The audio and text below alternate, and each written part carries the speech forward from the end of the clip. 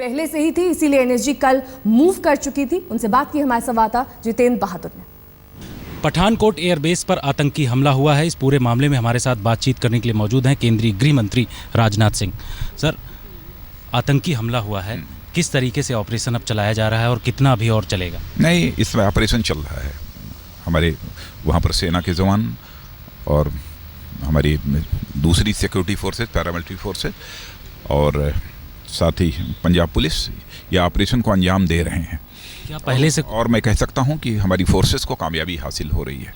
पहले से कोई इंटेलिजेंस इनपुट था इस तरीके से, क्योंकि एनएसजी पहले ही रश कर दी गई थी शाम को ही, तो किस तरीके से कोऑर्डिनेट किया? कुछ इनपुट प्राप्त हुआ था, इसीलिए पहले से ही हम लोगों ने इस संबंध में सावधानी बरती थी।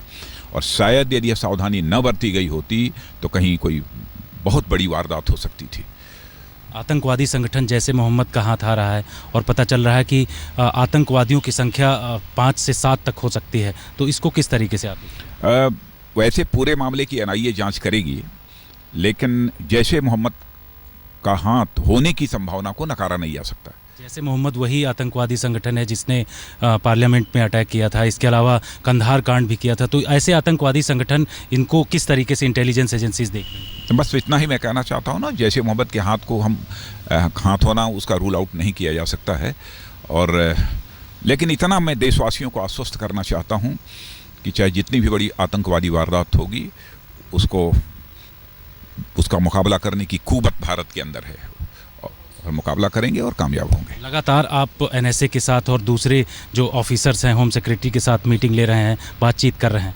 नहीं, बातचीत तो बराबर सभी के साथ हो रही है, सबका कोऑर्डिनेशन बना हुआ है। प्रधानमंत्री से भी मुलाकात करें? नहीं, अभी हमारी कोई बात नहीं हुई है, लेकिन लगातार सबसे बातचीत हो रही है, बस इतना समझिए। बिल्कुल, लगातार सब एजेंसीज से बातचीत की जा रही हैं और प्रधानमंत्री नरेंद्र मोदी को एनएसए की तरफ से पूरी जानकारी इस पूरे मामले में दी जा रही है। खुफिया एजेंसीज अलर्ट हैं, अगर कोई दूसरी ऐसी घटना होती है तो उसके लिए बड़े स्तर पर इंतजाम भी किए जा रहे हैं। पठानकोट में अभी भी ऑपरेशन चल रहा है और बड़े स्तर पर खुफिया एजेंसीज निगरानी कर रही हैं।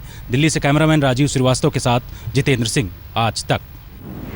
हमारे 3 खास मेहमान लगातार हमारे साथ बने हुए हैं। सुशांत सरीन साहब का रुख करेंगे। सुशांत जी, जिस तरह से गृह मंत्री राजनाथ सिंह भी ये मान रहे हैं कि बड़ी चुनौती था इस हमले को विफल करना, क्योंकि पहले से इनपुट्स थे इसलिए संभव हो सका, लेकिन किस तरह की चुनौतियां रहती, क्योंकि ये एयरबेस कैंप बहुत बड़े एरिया में फैला हुआ है, ऐसे में किस तरह की चुनौती वहाँ के जो सेना के जवान थे उनके सामने आई होंगी? देखिए, अभी तक तो ये क्लैरिटी नहीं है कि क्या उनको पता था कि निशाना ये एयरबेस होगा या कहीं और होगा।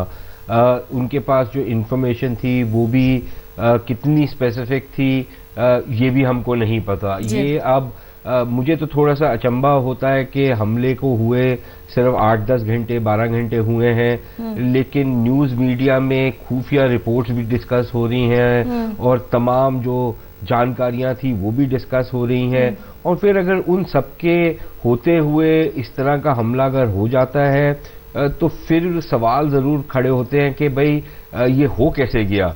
इसके बावजूद अगर आपके पास इतनी सारी खबरें थी तो मेरे ख्याल वो तो एक सवाल पूछना चाहिए और सरकार को उस पर मेरे ख्याल इन्वेस्टिगेशन करने की ज़रूरत है। मेरा मानना ये भी है कि शायद जिस तरीके की इंफॉर्मेशन फ्लो हमको नज़र आ रही है उससे भी गुरेज किया जाए तो बेहतर होता है, क्योंकि जितने मुंह उतनी बातें होती हैं और इस नैरेटिव को कैसे कंट्रोल किया जाए सरकार द्वारा, मेरे ख्याल इसकी एक अपनी अहमियत होती है, खास तौर पर इस तरह के हमलों पर। और जिसका मन करता है वो अपने ताईं जो खबर देना चाहता है वो दे देता है, वो चलनी शुरू हो जाती है।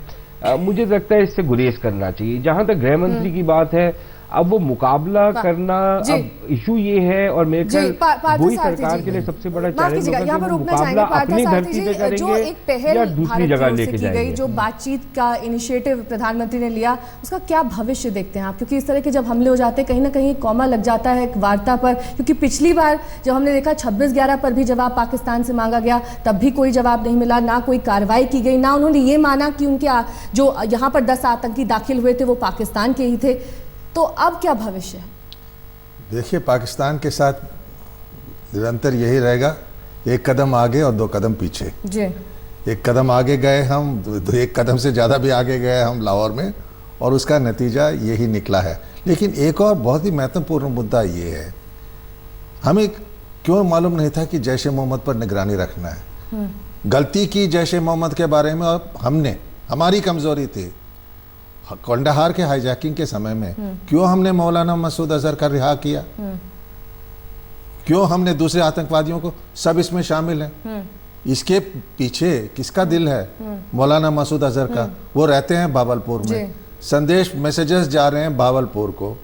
तो आपको, अगर आप 15 साल के बाद ये क्षमता नहीं रखते हैं मौलाना मसूद अजहर के खिलाफ कार्रवाई करने के लिए, तो हमको एक महाशक्ति समझना वो शब्द का दुरुपयोग कपिल है। काक जी, क्योंकि अब बब्बर खालसा जैसे ग्रुप्स का भी इन्वॉल्वमेंट माना जा रहा है, कहा जा रहा है कि उन जैसे टेरर ग्रुप्स की भी मदद ली जा रही है, ये भी एक बड़ी चुनौती के तौर पर आप देखते हैं? नहीं, बब्बर खालसा तो चुनौती है ही, मगर आप कंफ्यूज मत, मेरे ख्याल में हमारे नागरिकों को कंफ्यूज नहीं होना चाहिए। एक तरफ से हम कह रहे हैं कि फिदाइन स्क्वाड के मेंबर्स ने हैंडलर्स से बात की, आपके पास सबूत मौजूद है, तो बब्बर खालसा को मत लाइए इस मुद्दे में, पहली बात।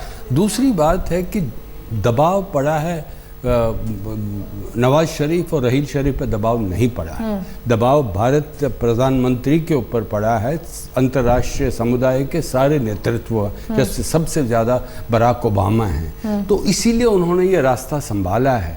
अब उनको सोच विचार करना है कि आगे बढ़ेंगे कैसे। जैसे मैंने पहले कहा है, विदेश सचिव जाएंगे, मगर क्या वो 14 को जाएंगे, उसमें मुझे थोड़ा सवाल, प्रश्न उठता है। दूसरी बात, किस बात पर बात करेंगे?